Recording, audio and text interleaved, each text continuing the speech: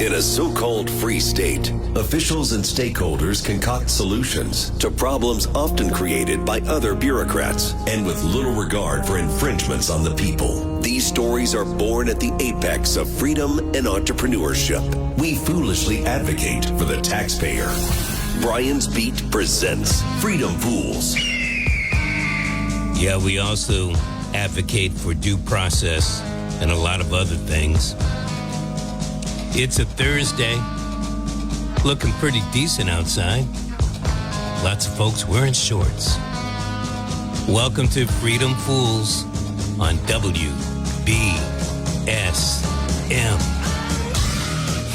Yes, indeed. I'm back on Thursday, the 24th of April, and keep that date in mind because we're going to do a little mathematics on the program dealing with the tariffs and stuff like that coming up in just a bit.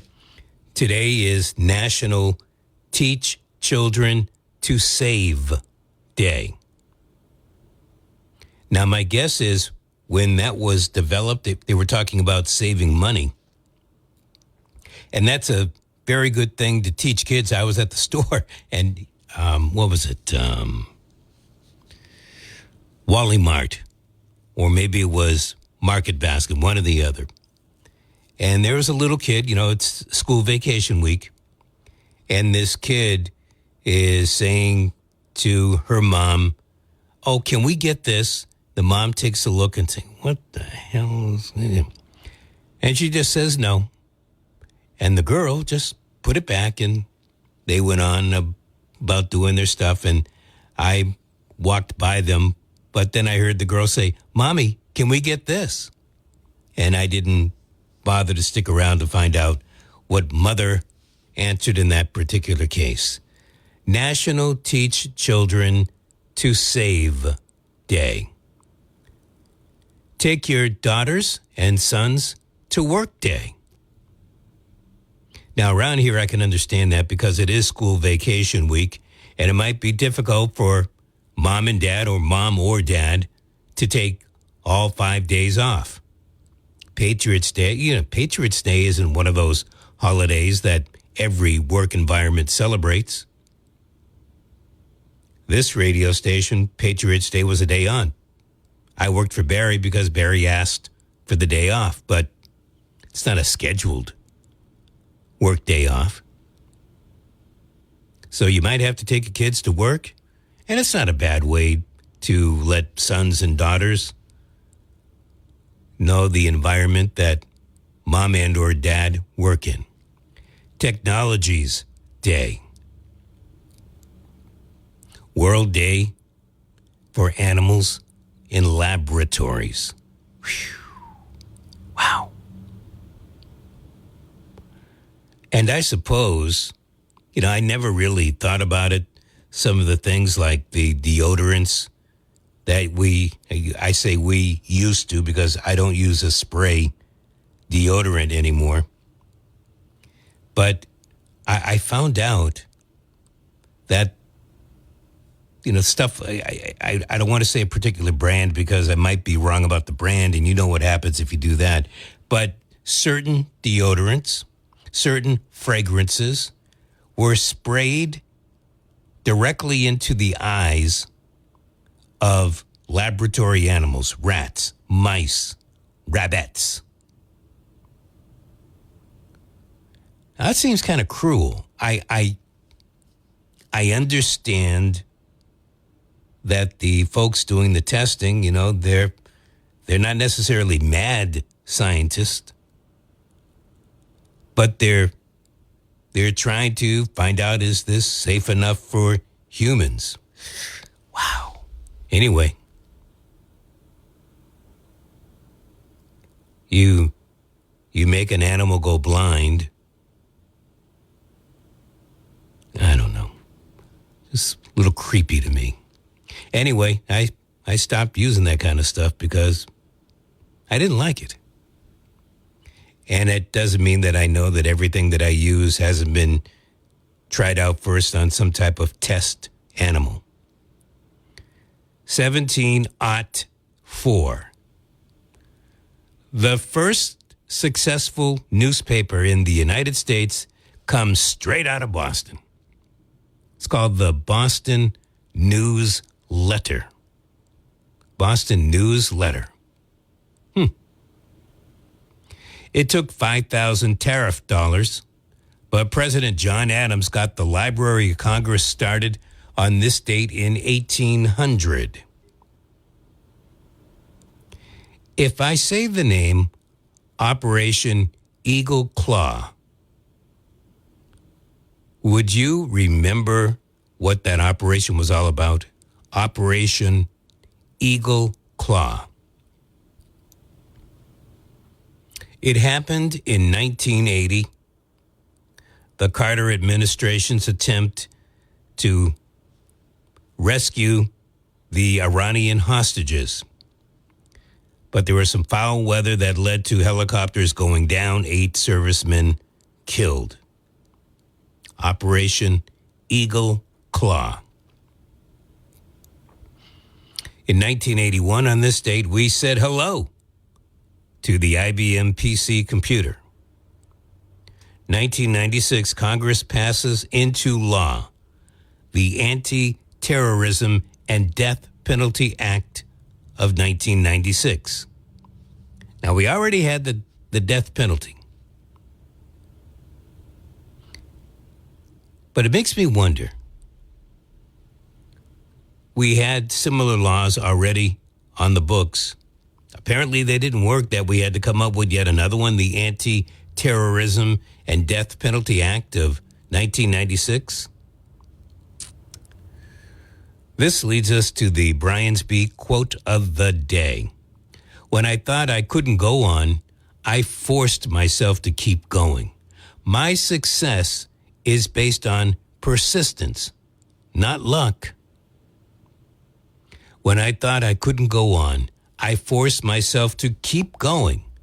My success is based on persistence, not luck. I bet a lot of people feel like that, and all the power to you.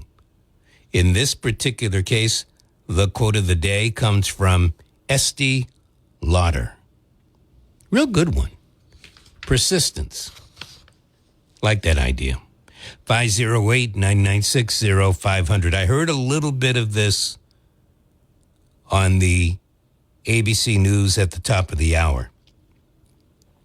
Apparently, and I say apparently, and it's probably just temporary until the next court gets to rule, but the president's executive order dealing with DEI and not funding schools that do DEI, well, a couple of courts have put a temporary kibosh on the Trump administration moving forward. I don't know all of the details, but one court ruled that you can't start right now, and another court said that it violates teachers' First Amendment rights. Any thoughts on that? You know, I don't know if it's intentional, but I really do get the feeling that the United States is in for a constitutional crisis. We may already be in it, but there are things, again, you could be on one side of an issue, I could be on the opposite, we could be on the same side, and other people against us. But it seems to me that the Trump administration, whether you agree or disagree, they are bringing forward many issues that lots of people are just fed up with, ticked off about. And then there are other people that are thinking, you know, this is the progress that you make after 250 years. And so the courts are coming up with decisions.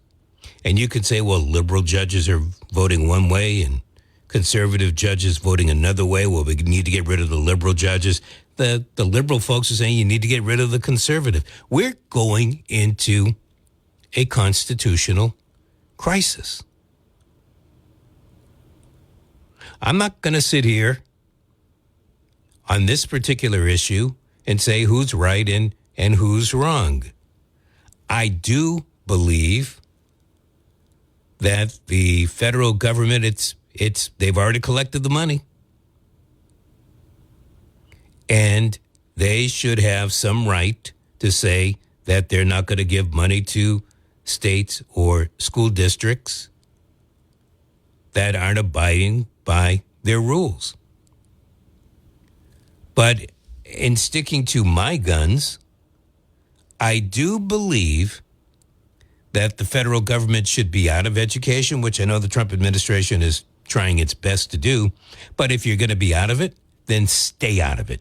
Don't start saying, yeah, we're out of it, but we're going to, hold this money carrot over your head, and you still got to do what we're saying. That, to me, is absolutely wrong. And I am willing to bet, that the founders of this country would not go for it. They would look to tar and feather folks that are trying to do exactly what this administration is trying to do in this particular case. I also believe that the founders would say, $36 trillion in the red? Who are you kidding? Who authorized this? How many years? That's my gut thought on it. Yours at 508-996-0500. Yesterday, I brought up the thorny issue of tariffs. And quite frankly, the Trump administration keeps on talking about them.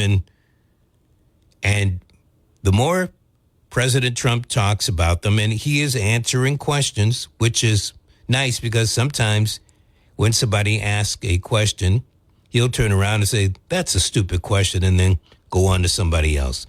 But in this particular case, he was asked at a press briefing about rolling back the tariffs on China from 145%. The president said, well, I haven't rolled them back yet. And that's true, he hasn't.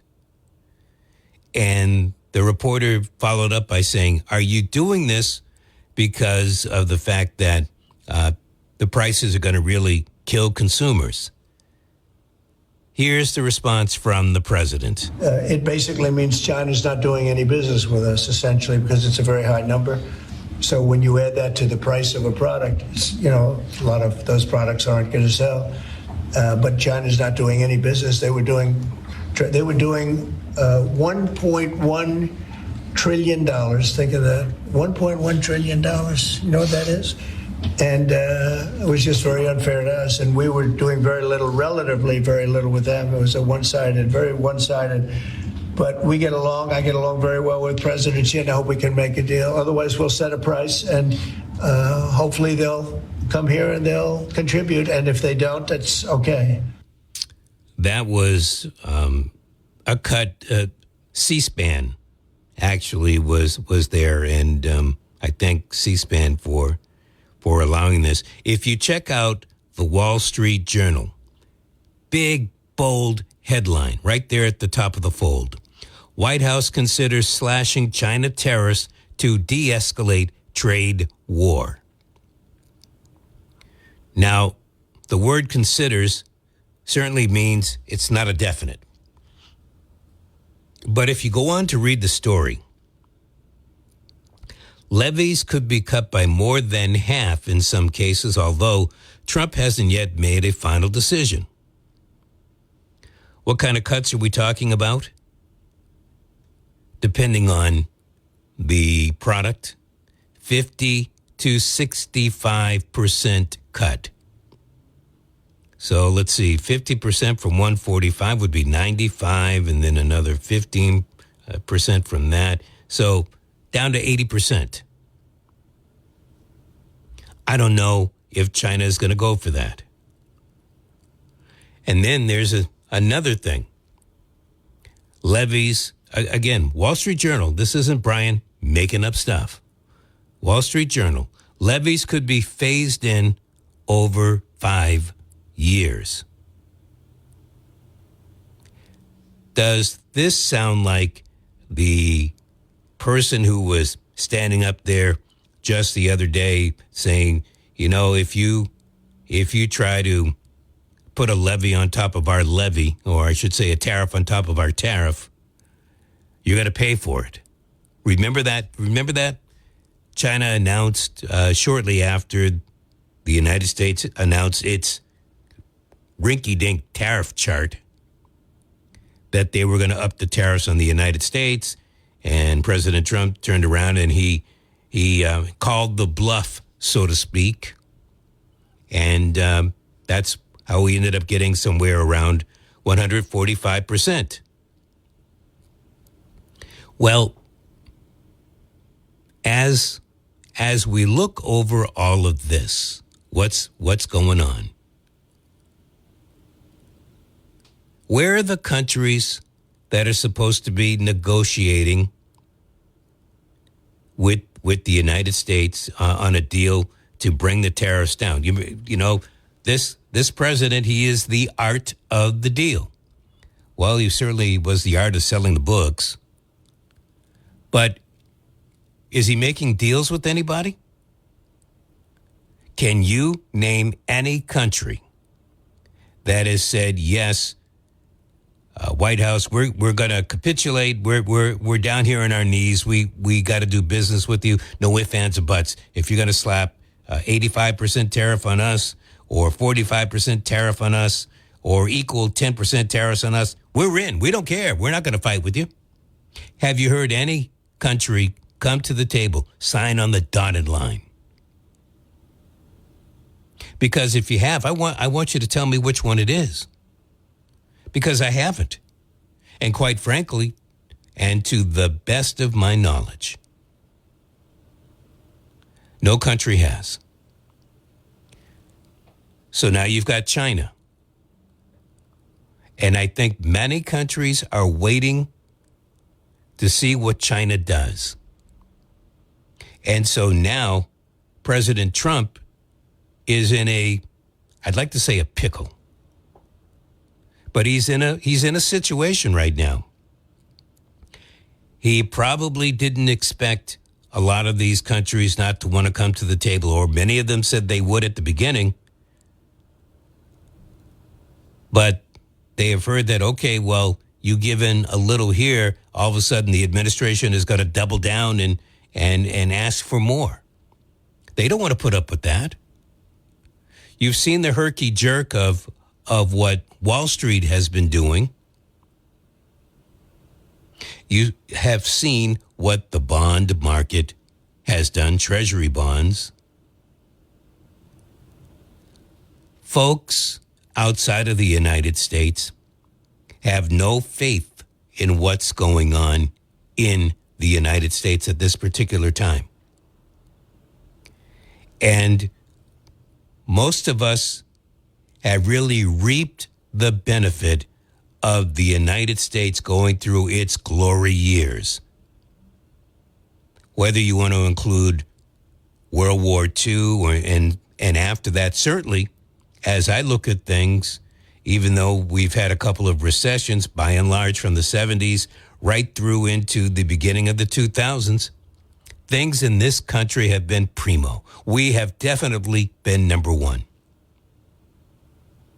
But, and I don't know that I'm telling you something that you don't already know, but sometimes all good things seem to come to an end. And while I do believe, if you look at things strictly through dollars and cents, the United States of America is still number one. But we are, it's like music. I've been in this business for a long time. And we have charts, the Billboard charts. And when a song soars up the charts, it gets what it's called a bullet up. And then you get songs that have been number one, number two, number three, number four, in the top 10. And then those songs start to sink. They are great songs. You know, there have been so many number one songs. But then as you look over 3, 4, 5 years, they kind of just disappear. They're gone. And you wonder, you know, it's almost like a one-hit wonder. I bring this up because I'm sure in the day, the Egyptians thought that nobody would ever knock them off. But it happened. And the Greeks, they probably thought the same thing. And look what happened to Greece. The Italians, the French, the Spanish. Let's not forget Great Britain. The sun never sets on the British Empire. I'm sure you've heard that one before. And yet, the sun may not set on the empire, but the empire really isn't an empire anymore, is it? So, look where we are today. And more importantly, and I want to thank Sagar and Jetty from Breaking Points for making sure that I got this. Statement from China's Ministry of Foreign Affairs. We have said from day one that tariff and trade wars have no winners. Protectionism leads nowhere. And to decouple it is to self-alienate. This tariff war is launched by the U.S. We have made it very clear that China does not look for war, but neither are we afraid of it. We will fight if fight we must. Our doors are open if the U.S. wants to talk. If a negotiated solution is truly what the U.S. wants, it should stop threatening and blackmailing China and seek dialogue based on equality, respect, and mutual benefit. To keep asking for a deal while exerting extreme pressure is not the way to deal with China and simply will not work. China is open to listening to what the United States has to say. They are not making any definitive plans to come to the table. And the president might be totally right. China was getting $1.1 trillion in trade. I'm not sure how that breaks down. Is that over 1 year, over a period of years? I'm not sure. But China is different than the United States. You know this and I know it. We are very, very fortunate here in the United States. We have two major oceans separating east and west and east, whichever way you want to look at it. But the mere fact that folks are far away, while it has the advantage of maybe keeping us safe and protecting us just a little bit more, it does not make it easier for us to get our products, our services to the other places. For China, China is right there. They are near the beginning of the date line, not far from the beginning of the date line. And they have many nations right there in their backyard. South, northwest, west. It is easier for China to get to the Middle East and to get to Africa. It is difficult for the United States to get to the western part of Africa and to what we call the Middle East, what other folks call Western Asia. So there's a huge, huge difference. One other thing before I go to your call.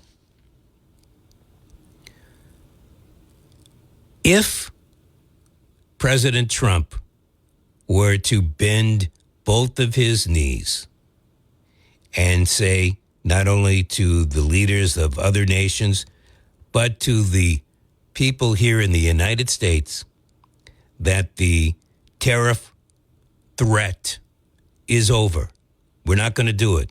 We can't go forward. It's not good for you, not good for us, not good for them.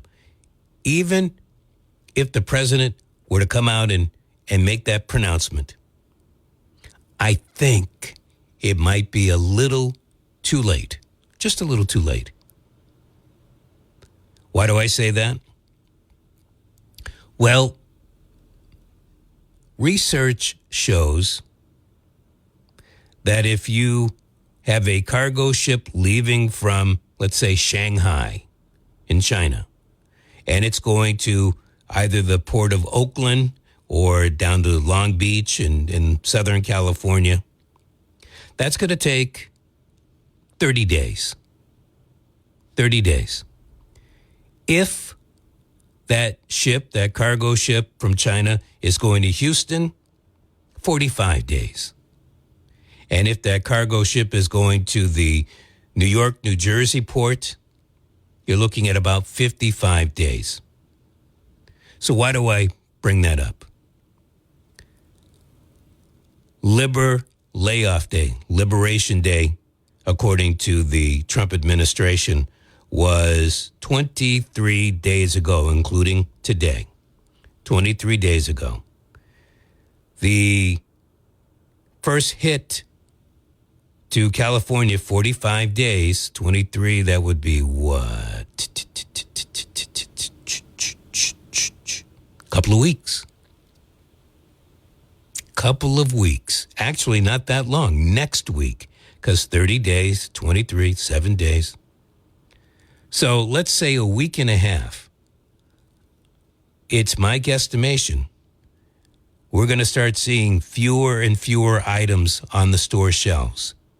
That's if the president were to just stop the trade war right now, drop all of the tariffs. To the best of my knowledge, that just is not going to happen. All right, let's hear from you. 508-996-0500. That's how you can get onto the program today. I'm Brian. This is Freedom Fool. Did I hear the president say we always obey the laws? We always obey the laws. Well, here's a particular case. You tell me. There's this guy by the name of Jose. Jose, the U.S. citizen, Jose. He was picked up by ICE.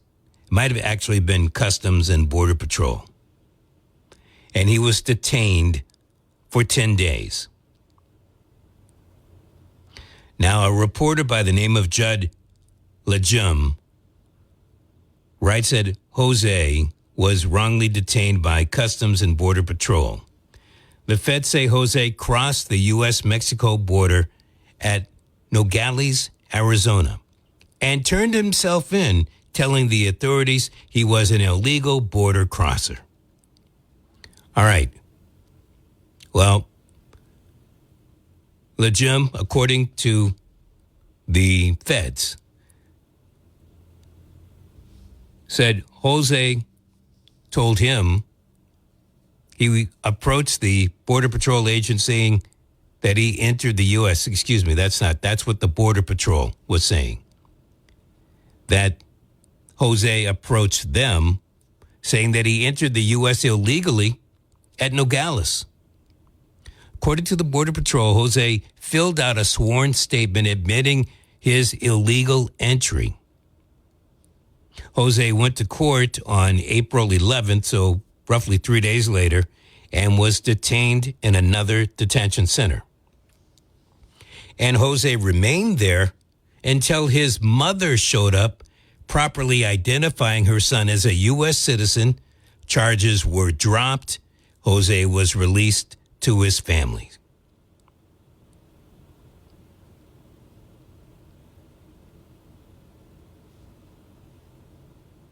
Now, are we supposed to believe that anyone that's a U.S. citizen, and I say this because I know there's always some real fool out there that might try this, but are we supposed to really believe that Jose, in this particular case, who is a U.S. citizen, is just going to go up to the authorities and say, hey, I'm here illegally. I want to check out one of your detention centers?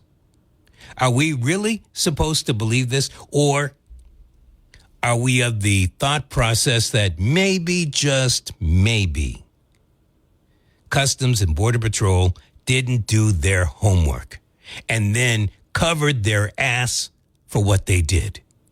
I know what I believe because, it's not the first time. So I know what I believe. What we also find out that this guy, Judd Legume, the reporter, he got the opportunity to interview Jose. And Judd Legume has come to the same conclusion that I just gave you. The government is lying. The government is lying. So what did Jose say to Judd? Jose claims he was visiting his girlfriend. And then he ended up having some medical issues. I believe the story mentioned maybe a seizure or whatever. He went to the hospital. Once he was released, he wasn't exactly sure which way to go. And I'll explain a little bit more about that in a second. Jose says he saw Border Patrol officers and he figured, hey, maybe they could help him out. Well, they saw Jose, the Border Patrol officers in Tucson, and they looked at him and they didn't believe his story. They didn't believe that he was a U.S. citizen. And so they took him into custody. And then they made him sign an affidavit. An affidavit basically stating what? That he came in from Mexico and is undocumented. Now, you might be sitting there and thinking, why would Jose sign that paperwork? And that's a great question to ask. Here's the answer. Jose, besides having the seizure that he had, has a severe learning disability. He's unable to read. He had no idea what he was signing, and he ended up in ICE detention for 10 days. Now, if you are the federal agents sitting there, and this guy is having a difficult time with the paperwork, what are you thinking? He's already told you he's a U.S. citizen. I don't know how he speaks. I don't know if it's broken English or whatever.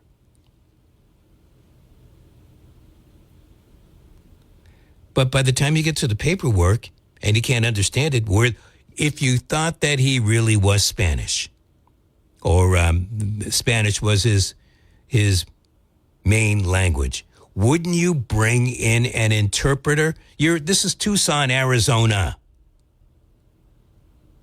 You're not far from the border. Lots of people in Tucson are bilingual. It's not like you don't have people at that Border Patrol office, at the sheriff's office, that speak Spanish. If that's what you really thought, why wouldn't you bring somebody in so the person could understand what he was signing?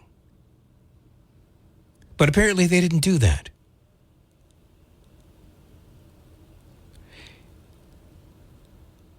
This, my friend, is why I stick up for the due process of law. In Jose's case, he got to go to court My guess is, and this is only a guess, that the family found out one way or the other through the court process because they didn't know otherwise. And that's why they were able to go to the detention center with proof that Jose is indeed a U.S. citizen. Now, you might be sitting there saying, come on, Brian. You're always sticking up for these folks. This is just an isolated incident.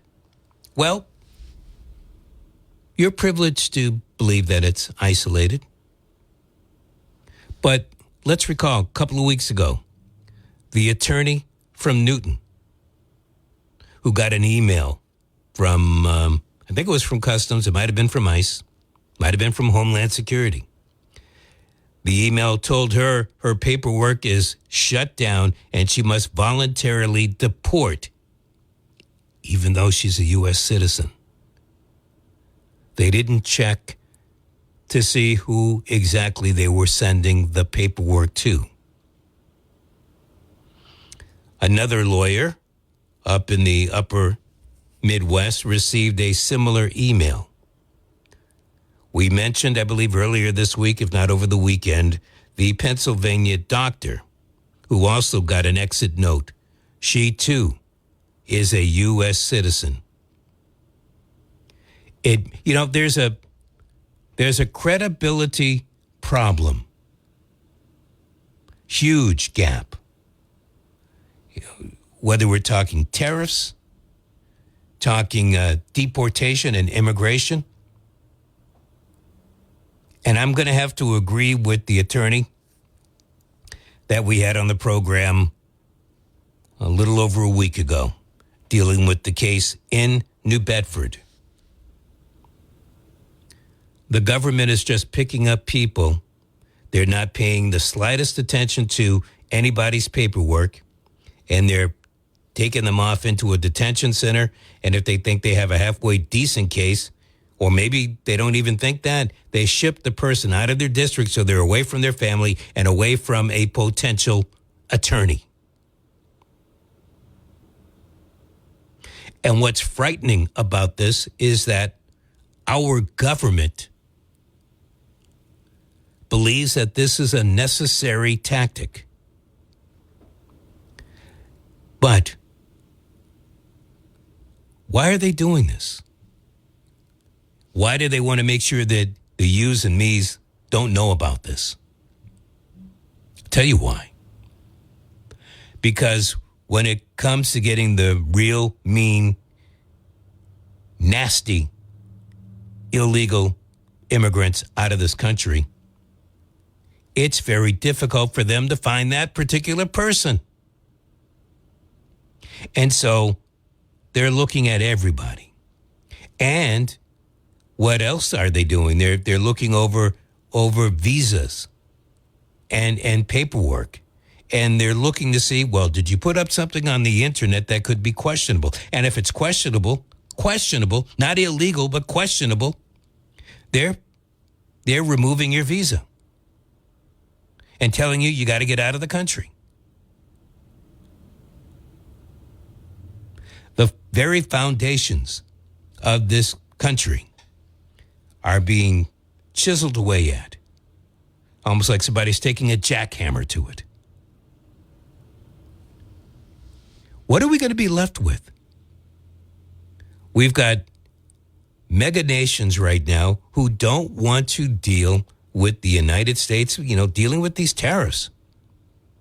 We have universities.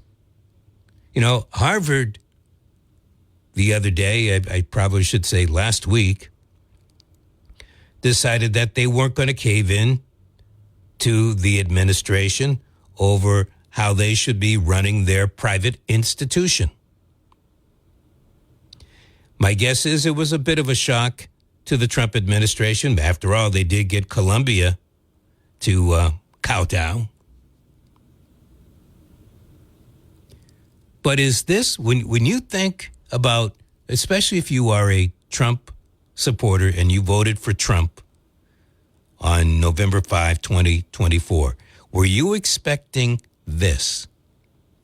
You may have wanted the economy to be better. Is it?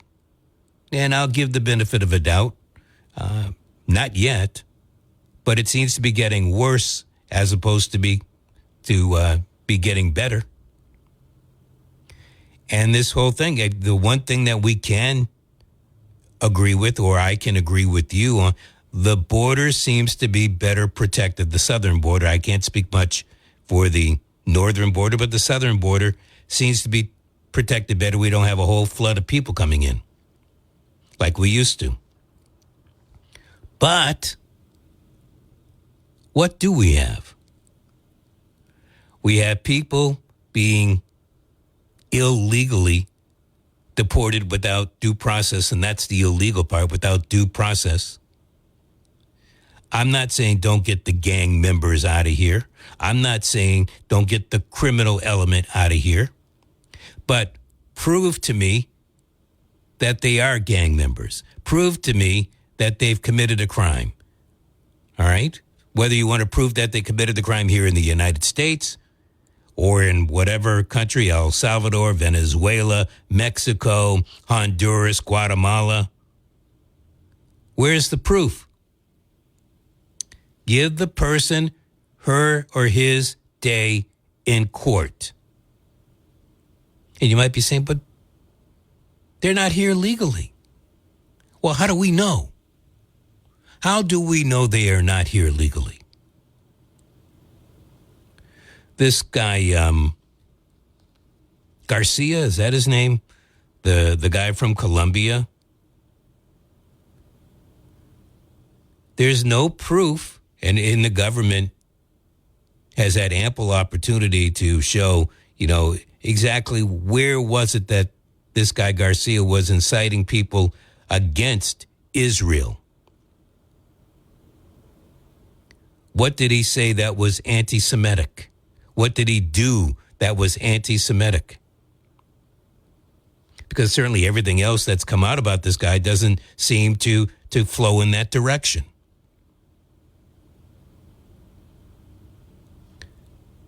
But the government doesn't want to do that. Government doesn't want that. If they get their way, this guy doesn't get his day in court. And that's just him. We've got the Rumeysa Ozturk, Tufts University. Look what's going on in her case. A judge ruled that she should be taken out of the New Orleans, or I should say Louisiana dungeon, and brought up for trial in Vermont. And what does the government do? It doubles down, They go to another court to try to stop that order. What are they trying to hide in this particular case? This is why people are fearing government. You might like it right now. You might be saying, well, this is the right thing to do. And even if you know it isn't the right thing to do, you're probably, well, this is Trump. The Biden administration did all this and that. Two wrongs don't make a right. And unfortunately, we're going down the slippery slope. Now it's time to get ready to find out what the Patriots are going to do with that number 4 pick in the NFL draft. 59 in Wareham, 58 in Swansea, 55 in New Bedford. I'm Brian. It's been a pleasure on a Thursday evening. We'll do it again tomorrow, and then Saturday, Brian's Beat for the last time on a Saturday morning. I'm going to miss that one. Adios, amigo. Talk to you tomorrow. Traveling around from town to town. Sometimes I think I'll settle down, but I know I'd hunger to be free. Roving's the only life for me. Adrifting, the world is my friend. I'm traveling along the road.